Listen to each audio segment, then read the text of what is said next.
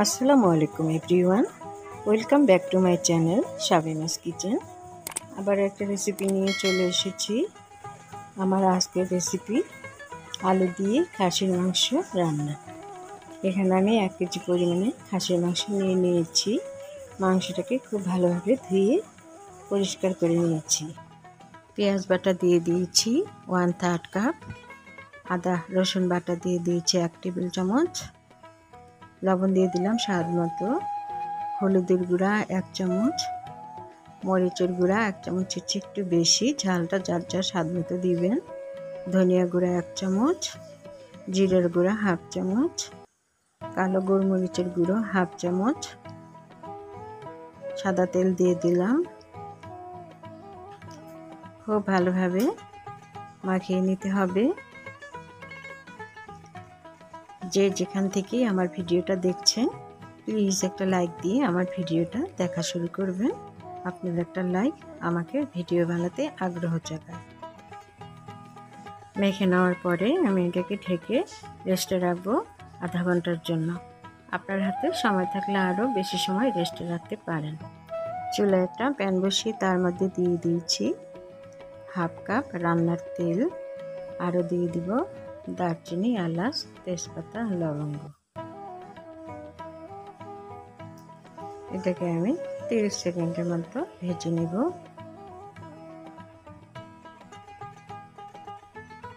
আমার ভেজে নেওয়া হয়ে গিয়েছে। এবার দিয়ে দিলাম 1 কাপ পেঁয়াজ কুচি। পেঁয়াজটাকে আমি ব্রাউন করে ভেজে নেব।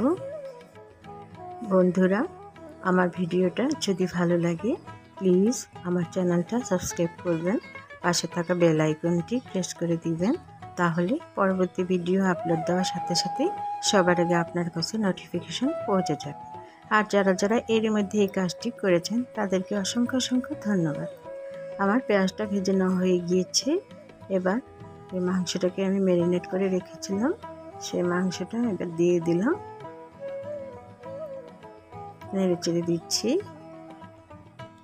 খাসির মাংসটাকে ধুয়ে নেওয়ার সময় আমি 1 টুকরো লেবুর রস আর 1 চামচ লবণ দিয়ে ভিজিয়ে রেখেছিলাম 30 মিনিট, তারপরে ধুয়ে নিয়েছি। তাহলে যে খাসির মাংসের মধ্যে গন্ধ থাকে সেটা আর থাকবে না। এবার এটাকে আমি ঢেকে রাখবো 10 মিনিটের জন্য। এই পর্যায়ে চুলার জালটা থাকবে মিডিয়াম হিটে। 10 মিনিট পরে আমি ঢাকনাটা খুলে নিয়েছি। মাংস থেকে অনেকটাই পানি উঠেছে।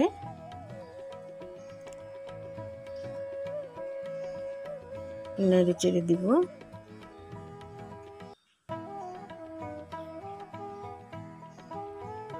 আবারও আমি এটাকে ঢেকে রাখবো 20 মিনিটের জন্য। চুলার জালটা মিডিয়াম হয়েছে, একটু কম রেখে আমি এটাকে 20 মিনিট কষিয়ে নিয়েছি। আমার মাংসটা কষিয়ে নেওয়া হয়ে গিয়েছে। এবার আমি আলু দিয়ে দিলাম। আলুটাকে আমি আগে থেকে একটু ভেজে নিয়েছি।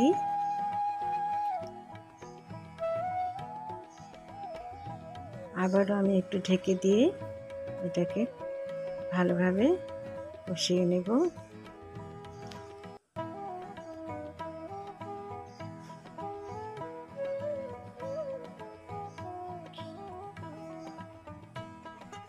বারে বারে একটু নেড়ে চেড়ে দিতে হবে যাতে নিচে লেগে না যায়।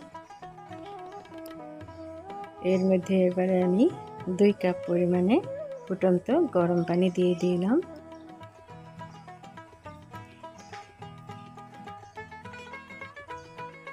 এখানে গরম পানিটাই দিতে হবে। আবারও আমি ঢেকে দিলাম 5 মিনিটের জন্য। 5 মিনিট পরে আমি ঢাকনাটা খুলে নিয়েছি।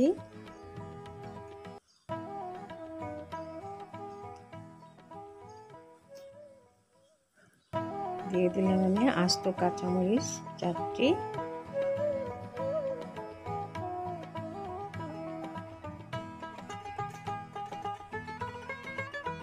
এখানে আমি 1/2 চামচ গরম মশলার গুঁড়ো দিয়ে দিয়েছি।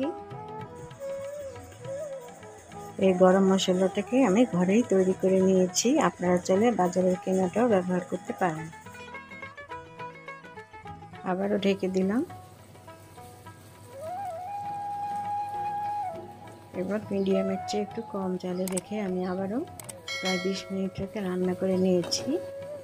এবারে চুলাটা বন্ধ করে দিয়ে আমি এটাকে ঢেকে রেখে দিয়েছিলাম 10 মিনিট। আমার রান্নাটা এবারে হয়ে গিয়েছে, আমি একটা বাটিতে সার্ভ করে নিয়েছি। আজ এই পর্যন্তই, আবারও ফিরে আসবো নতুন কোনো রেসিপি নিয়ে। সবাই খুব ভালো থাকবেন। আল্লাহ হাফিজ।